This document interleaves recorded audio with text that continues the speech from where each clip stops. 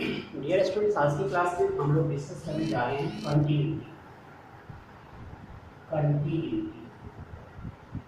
ये continuous word से बना है। किसी भी फंक्शन के कंटिन्यूअस होने के लिए हमारे पास, मान लीजिए कि y = fx एक फंक्शन है, इसको कंटिन्यूअस करनी है, दिखलानी है कि यह फंक्शन कंटिन्यूअस है, या किसी पार्टिकुलर पॉइंट पर चेक करने के लिए कहा जाता है। तो x = a पर चेक करनी है, तो इस a डिस्टेंस से h डिस्टेंस बैकवर्ड ये हमारे पास f(a - h) कही जाएगी, जिसे h distance forward f(a + h) कही जाएगी।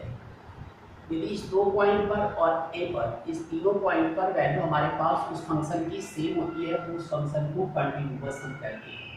यहाँ पर इस फंक्शन को कैसे रिप्रेजेंट करेंगे, तो इसके लिए एक स्टेटमेंट बनाते हैं कि a function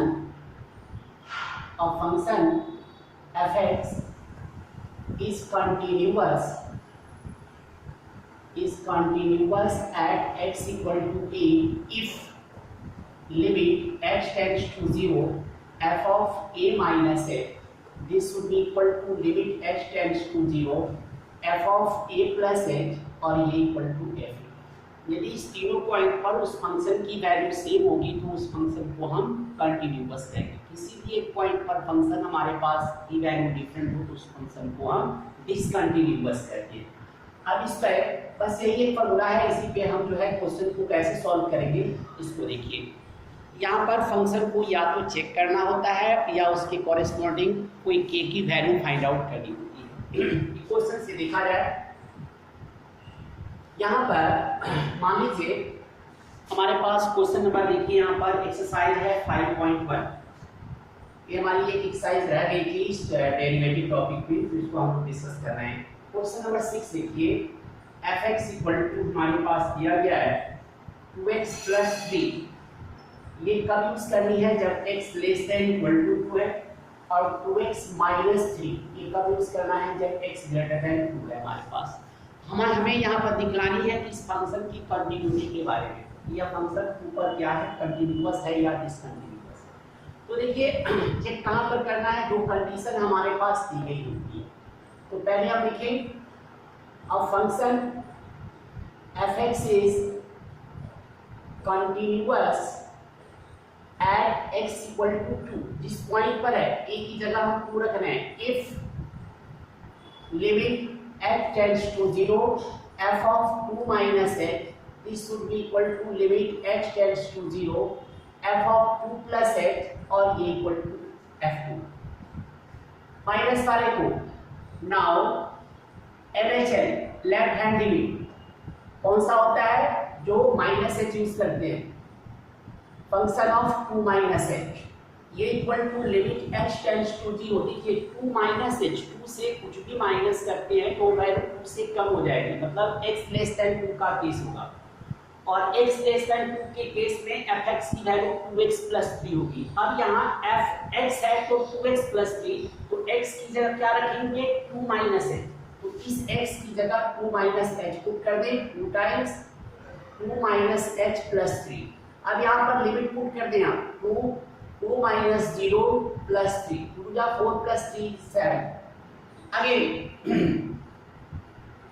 RHL equal to limit x tends to 0 f(2 + h), ये equal to limit x tends to 0 2 + 2 में कुछ भी प्लस कर देते हैं तो ये मोर देन 2 होगा, और जब x > 2 हो तो वैल्यू हम इसे यूज करते हैं। अब इस 2x - 3 में f(x) = 2x - 3 पुट करना है। यहाँ f(x) है तो 2x - 3, x की जगह क्या रखना है, 2 + h, यहाँ पर तो 2 टाइम्स 2 + h - 3, h की वैल्यू पुट कर दें, 2 times 2 + 0 - 3, that is called 4 - 3 is 1। तो क्या देखा आपने, LHL not equal to RHL, LHL की वैल्यू 7 आई, RHL की 1 आई, तो इसमें दोनों इक्वल नहीं है। सो f(x) is discontinuous at x = 2। ये फंक्शन ऊपर हमारा डिसकंटिन्यूअस है, तो इस तरह से इस क्वेश्चन को सॉल्व करेंगे। अब दूसरे टाइप का इसके अंदर क्वेश्चन बनता है हमारे पास, दूसरा टाइप जो k की वैल्यू फाइंड आउट करने वाला क्वेश्चन होता है। तो इस टाइप के क्वेश्चन में देखें जैसे एक क्वेश्चन देखिए 26 से लेकर 30 तक क्वेश्चन इस तरह के हैं। 26 क्वेश्चन को देखें, हमारे पास fx इक्वल टू दिया गया है a cos x by pi minus 2x। ये कब यूज करना है? जब x not equal to pi by 2 है, और 3 दिया गया है जब x equal to pi by 2 है। और क्वेश्चन में दिया गया क्या है? Is continuous at x equal to pi by 2। इस क्वेश्चन में दिया गया है कि x equal to pi by 2 पर यह फंक्शन कंटिन्यूअस है, तो आपको k की वैल्यू बतानी है। आप अपने स्टेटमेंट को उसी तरह यूज करें। अब function fx is continuous at x equal to pi by 2, x equal to pi by 2 if limit h tends to 0 f of pi by 2 minus h ये equal to limit h tends to 0 f of pi by 2 plus h, और ये equal to f of pi by 2। now limit LHL हम use कर रहे हैं, ये equal to limit h tends to 0 f of pi by 2 minus h। Limit h tends to 0 pi by 2 minus pi by 2 से कुछ भी minus करें तो x not equal to pi by 2 का केस होगा। मतलब fx की पहली वाली कंडीशन यूज करें। अब इस कंडीशन में जहां जहां x आया है उसकी जगह pi by 2 minus h put कर दें, तो k cos pi by 2 minus h upon pi minus 2 times pi by 2 minus h। अब क्या करें? सिंप्लीफाई कर रहे हैं। Limit h tends to 0 k cos 90 minus theta sin theta हो गया तो sin h हो गए, और अपॉन में पाई माइनस पाई और प्लस 2h ये हमारे पास हुआ। 2 से अगर मल्टीप्लाई कर दिया तो पाई से पाई कट गए। इस तरह limit h tends to 0 k by 2 dot sine h by h कह सकते हैं। और आप यहाँ पर फॉर्मूला जानते हैं, limit x tends to 0 sine x by x की वैल्यू हमारे पास 1 होती है, तो साइन h बाई x की वैल्यू 1 हो गई, इसकी वैल्यू सिर्फ k बाई 2 हो जाएगी।